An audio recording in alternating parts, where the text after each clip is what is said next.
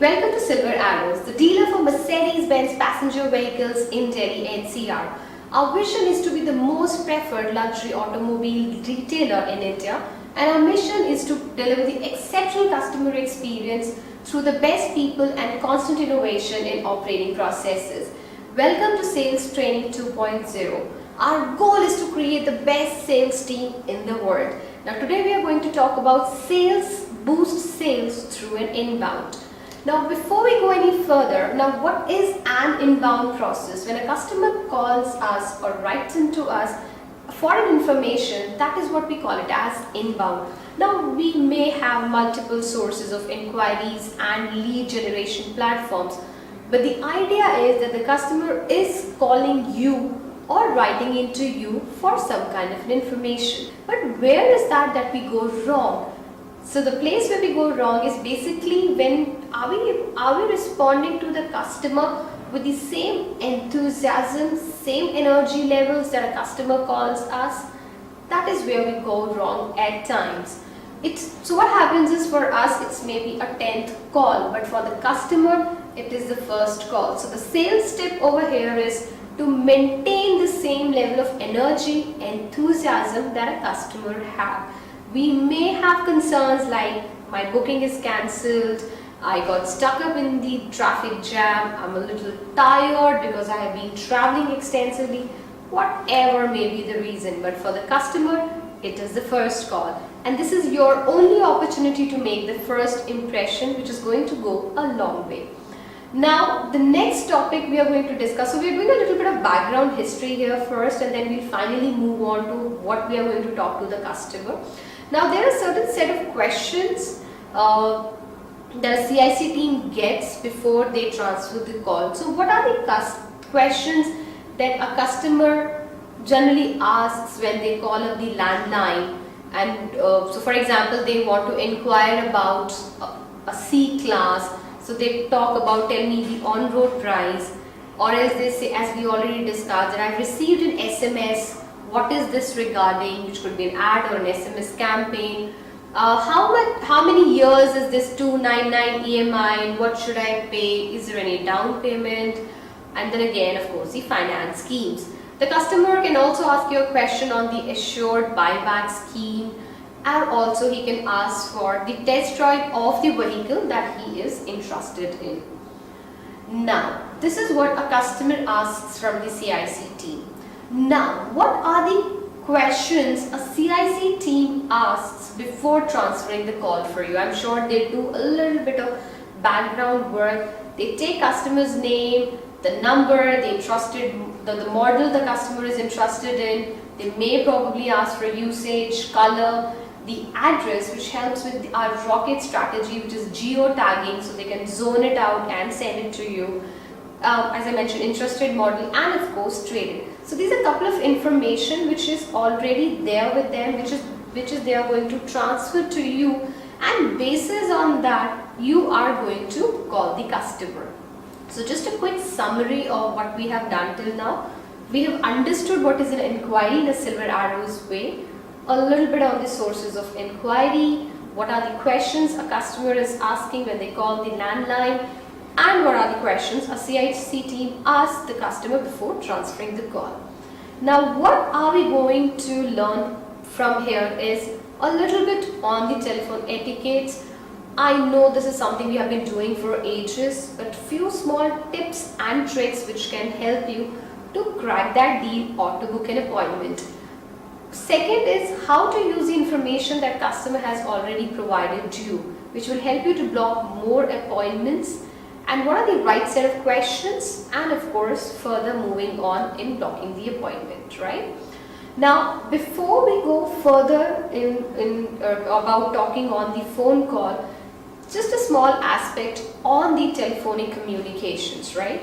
Number one is in the entire, if I convert the telephonic communication into 100%, then 14% is the choice of words that we use, and 86% comprises of the tone of voice that you are going to use. I know it's quite surprising that we focus a lot on the words. However, that only has an importance of 14%. What we miss out is 86%, and that's the voice modulation, the tone, the speed at which you're going to talk to the customer, right? So these are very powerful tools when you're talking to the customer, and that is your voice. So please work on your pace, or I can say the speed, because generally Indians tend to have a very high speed rate of speech. Our rate of speech is considerably very fast and very higher. I mean, I'm sure you can figure that out from mine also. So work on your pace, on your volume, on your tone, which is your voice modulation, on your clarity, and most importantly, smile a lot because it travels. Now I'm going to give you a few more tips over here. When you're calling a customer, please try that you sit with a straight posture, because that helps you in getting more oxygen in your body, and it also helps you to deliver your voice is much clearer. Second tip is that when you are talking to the customer also, look for a place which is little isolated. You do not have too many distractions, but at the same time when you're talking, use your hands. Now why hand movements will help you in getting the right tone is because hands or the palms are the most evolved part of the body as per our evolution. So we do the maximum work from our hand. So use body gestures even when you're talking on the phone, because the more you're going to use the gesture, that's going to get converted in a positive body language, and a positive body language will convert that into your tone, which a customer can make out. So a few quick tips on the telephone etiquettes. You have to be very courteous when you're on the phone. Stay professional throughout, no matter what. Never ignore a call. Even if you're busy, you can always drop a message, and customer will respect you if you drop him a message and say, sir, I'm in a meeting or I'm in a training program. Could you kindly allow me a half an hour or a 1 hour? I will get back to you. There are no customers on the world who will get upset with you by stating that why didn't you pick up my call? I don't care if you were in a training. No. You will never face a customer or encounter a customer who thinks like this. Remember, you are the face of the company, you are the voice of the company. A customer doesn't know what is Silver Arrows. Whatever he is going to build, the perception is purely on the basis of how you are going to interact with the customer. As I mentioned earlier, eliminate distractions, take pauses, use short and simple sentences. Generally the voice calls are not, it's very normal that we generally say that when we are talking on the phone, there are times when people misunderstood us. The only reason is because there is so much of information and data that we throw on the customer. Instead of that, try smaller sentences, take pauses, recap with the customer, summarize the conversation, take an acknowledgement from the customer, and then move on. Whatever you are doing, the most important aspect is you maintain your focus on the customer who's calling you. So focus a lot on the active learning skills, listen very carefully. Don't do a selective listening, which means you only pick up words like the cost, the EMI amount, or probably something like the car that I want to trade in, or anything for that person. Listen to everything, because during the course of communication, it is quite possible that he might give you some information which is important to you. As I mentioned, rephrase, summarize, and you can always avoid using any kind of a technical jargons and acronyms which customer is not used to. Now as we know what is the correct body language when we are going to call the customer, we understand how the tone of voice is going to impact the conversation. Well, let's finally come to the call. So for example, we have a call which has been transferred from the CICT. Now how am I going to interact with the customer? So for example, I say, good morning, Mr. Mehra. I'm calling from Mercedes-Benz Silver Arrows. My name is Amuda Khanna. I'm the sales manager who will be assisting you in your entire purchase process. Now why a complete name over here? Because there can be a lot of Rahuls, there can be a lot of Gauravs in this system. We have different verticals. Rahul, Gaurav are pretty common names in the north region of India. Hence, we will preferably give our first name and the last name. And we say that after we say Mercedes-Benz Silver Arrows, because the moment you say your name and your department, there is a pause that goes in the customer's mind because he's trying to collect information of your name and your dealership probably. So we avoid giving any information once you say your name over there. Alright, and you have also told the customer, you have given an assurance that I am going to be the person who is going to help you with the entire purchase process. With the way the generation is going up now, everyone looks for a single point of contact. They look for, so for example, if I'm also buying a phone or any, the concept of Big Bazaar is popular because you get everything under one roof. So earlier what we used to do, we have to go to different, probably if I want 5 different commodities, I have to go to 5 different shops. But now under one roof, probably Big Bazaar or I mean there are so many other options, you can get everything under one roof. So you have to give the assurance that you're going to be single point of contact. Whatever he's going to tell you, he doesn't have to repeat it again because repetition is at times frustrates the customer. Take an assurance from the customer that this call, the next one is that this call is regarding your new C220D. So give a sense of ownership to the customer already that this car is only built for you. Move on further and say, I hope we have captured the correct information as we understand that your time is valuable. It's very important that you make the customer feel important. It's important to boost his ego, make him feel special and important and respect his time. Any customer who can afford a star, a Mercedes-Benz today, he is a star somewhere or the other in the profession, in his life, in his career. Let's give a little importance or a little boost over there. In the conversation, I have not asked one question, and that is, sir, is it a good time to talk to you? The reason is because the customer has called the CIC team. The CIC team has already booked an appointment and said, sir, you will be receiving a call in the next 15 minutes. Are you okay with that? The customer has already said a yes.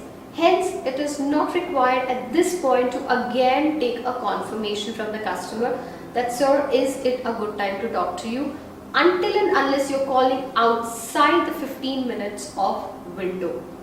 Alright. Over here, we're also taking out the probability of saying a yes or a no.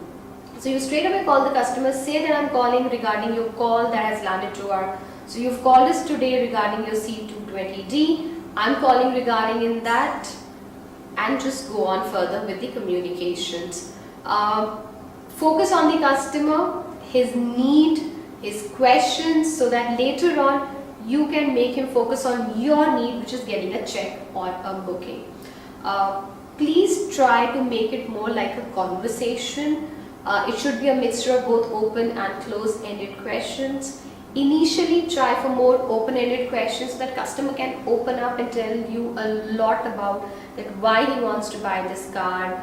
Is there an occasion? Is there something special is he looking for? What is that he likes in the present car? What is that he's going to look into his, what is that he likes, what he would like in his future car?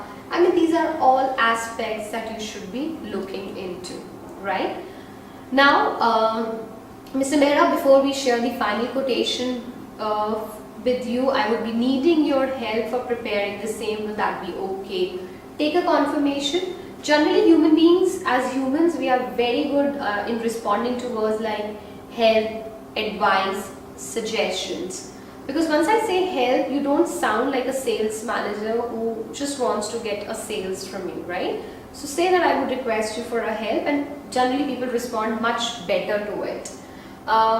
If I start straight away with questions like, are you looking for a C-Class? How soon you want to buy? What's your budget? We will not reach the right closure. So that is again one space where you need to work. We'll move on further and we'll again summarize what we have spoken till now. So I say good morning, Mr. Mehra. I'm calling from Mercedes-Benz Silver Arrows. This is Amuda Khanna, your product manager, and I'll be assisting you in your complete purchase process of your C-Class 220D diesel. You can always use terms like this is an amazing choice, this is the highest selling product, and I will provide you all the information which would help you to make the best choice. And the best choice is of course to buy the car from me. Alright. Now the next obvious question is generally what a customer asks is on the pricing parameter. In most of the training programs what we say is do not share the pricing with the customer, but trust me, that's a very wrong approach. Especially trying to hide information which is already available online. So we have a top variant to a base variant which starts with 43.53 lakhs to 39.99. Now to help you choose the right product or to narrow it down to the right car which suits you, I can meet you today between either at 2 p.m. or at 5 p.m. right? Now why are we giving choices over here instead of saying, sir, what is the best time I can meet you? The reason is the moment you say what is the best time, it's an open-ended question and the answers can be infinite. Customer can say today, tomorrow, 8 a.m., 9 p.m., 10 p.m., 12 p.m., next week, next month, after 6 months. He can say anything. It's like asking me a question that we have a town hall tomorrow and what do you think could be the food menu over there? Plethora of options there. Instead, if you ask me a question that Amuda, do you think Indian would be a better option or a Chinese? I think I'll be in a better position to say, okay, let's go with Chinese because I now have only 2 options, right? So moving on further, I told customers, sir, is it 2 p.m. or 5 p.m.? Which one best suits you? Now the customer can either pick up 2 or 5. That's one of the ideal situations. Alright, so the ideal situation is the customer may say a yes to you now because you are giving just 2 options to the customer. However, there could be a situation where a customer would say a no to you. Now what are we going to do in a situation where a customer says no? Again give an option for tomorrow and again give 2 time slots. Sir, I can do it tomorrow. I have a slot available tomorrow which is at 2 o'clock or which is at 5 o'clock tomorrow. Which one will suit you? First day he said a no. Second day very few chances that again he's going to say a no. But then again you would have some 5-10% of the customer who would still not say a yes for today or tomorrow. In such a situation you can always tell the customer, then sir, please advise me what is the best time to read, best time that I can come and meet you. However, I would like to tell you the C-Class is our fastest moving product, and by this time you also know that he's looking for a white color, probably for an occasion or not for an occasion, but you know white is the fastest moving color. So create urgency for the customer. In case you're not able to probably give me a time during your office hours, I believe that you travel from this location to that location. I can come to you by 9:30 and we can take you in our car so you can feel the car, you can feel the drive. In case he drives the car, he can feel the car, he can drive the car between probably between that 8 to 9:30 slot or maybe 8:30 to 9:30, whatever is it. He can feel the car. If he's a chauffeur driven car, make him sit at the rear seat, talk to him, make him feel the comfort of the car. Please understand, just a 1 kilometer of a drive will not give an actual idea to the customer in terms of how does it feels, because office is what he's going to travel every day. So the easiest way to sell a car is by making the customer get used to it. And if it's a chauffeur driven car, nothing like it. Make him sit at the rear seat, comfort, let him feel how comfortable this car is, because that is where you can crack the deal, trust me on that. There are a lot of competition cars that we have, may feel amazing, aggressive, performance oriented, jazzy interiors and everything, but when it comes to comfort, nothing beats the Mercedes-Benz. So this is a great opportunity. Use it for the best of your benefit. Now I'm going to tell about a small tip over here again, as we are talking a lot on the sales tip. There are only two things which a customer looks in you. The number one is the comfort, and the second one is the confidence. So there's a small acronym which I'm going to use, and I guess you should also try when you're talking to your customer, which is called LBTB.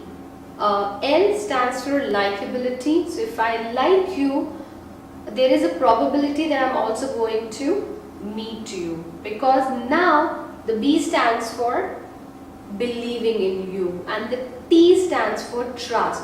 So what you have done, you've created the likability, he has started believing in you, he started trusting you, and the last B is what is our aim, that he buys from you. So work on that. So we have achieved two things. Number one, we have removed the blockage from the customer's mind, and that is by telling him the price. That blockage is removed. It's like a kid's blockage. And so what happens when we are in the school time, right? We have a question in our mind, and if it doesn't get answered, you get stuck at that position. That's number one. The number two, the moment you say a no for something, or you just ignore a question, or you just commodify a customer, he somewhere is going to take it to his heart, or he may not listen to whatever you are going to say after that, right? Now we have spoken about a lot of things over here. It's about creating urgency and so on. Now for example, a customer, you've created an urgency for the customer. You have created a scarcity by saying that we have very limited models available. You have also tried by giving him the timelines, like, should I meet you at 2 o'clock or 5 o'clock? You have tried all those tactics, right? But it still doesn't work for you. For example, now over here, what you can do with the customer is you can straight away ask him and said, so when can I meet you now? And he has to give you a date or probably a time. Now in case he tells you that, I can meet you on a Saturday, what you can avoid saying to the customer here is that, so on a Saturday I'm free the entire day, I don't have anything which is blocked in my calendar, so just tell me and I can meet you on Saturday anytime I can block for you. This statement is going to go as very negative. It's an absolute no, no, no. The reason being is we like to go to a product or a brand, or we like to purchase a brand which is in demand. So if in case you're going to say that I'm going to be free the entire day, it means you do not have any lineups, you do not have customers, and that's probably the reason that you're free the entire day. It's like we would not like to go to a restaurant which is empty. We would like to go to a restaurant where you see people there, because it means that this is a product which people like, and that's why there is a rush over there, and that is why there's an urgency and a scarcity. So always give timelines that these are my 2 slots or 3 slots which are available, instead of saying that I do not have a slot, I have the entire day available for you. Please allow me to come and meet you today at 2 o'clock itself, or tomorrow, because I don't want to delay you from buying the Mercedes-Benz, your dream car. So put it on the customer, and then again look for an appointment. The most important tip throughout would be is not to panic, not to place the customer on hold, not to call your manager requesting for a price drop, or straight away giving the entire discount to the customer, because once you give everything to the customer, you would never have that trump card to play in the end, or the ace to play in the end. Now let's rephrase the entire conversation quickly. So we say, good morning Mr. Mehra, I'm calling from Mercedes-Benz Silver Arrows. This is Amuda Khanna, your product manager, and I would be assisting you in your complete purchase process of C-Class 220D diesel. This is an amazing choice as this is the highest selling product, and I would provide all information which would help you to make the best choice. On the pricing front, as we mentioned earlier, we have a range of pricing starting from 39.99 to 43.53 lakhs. Now with such a high price range, I would need your help to narrow it down to the car which best suits you. So I can visit you today at 2 p.m. or at 5 p.m. If 2 p.m. sounds great with you, for example, if he says a yes, do it on your e-dealer. The customer would receive an immediate SMS on his phone because you've blocked an appointment. Tell the customer that I'm going to make sure that everything is ready and I'll be there by 2. So create that urgency and create that scarcity. Now with this, we are closing the training video for today. I think this will be helpful to you. We will come shortly back to you with more training videos, and during the training sessions, I think we will be using more of demo sessions of what is the right way of dealing with the customer, what is the incorrect way. But let's start with whatever we have discussed, and then we will move on to the next from here. Thank you so much for your time. I hope you all have a great evening. Thank you.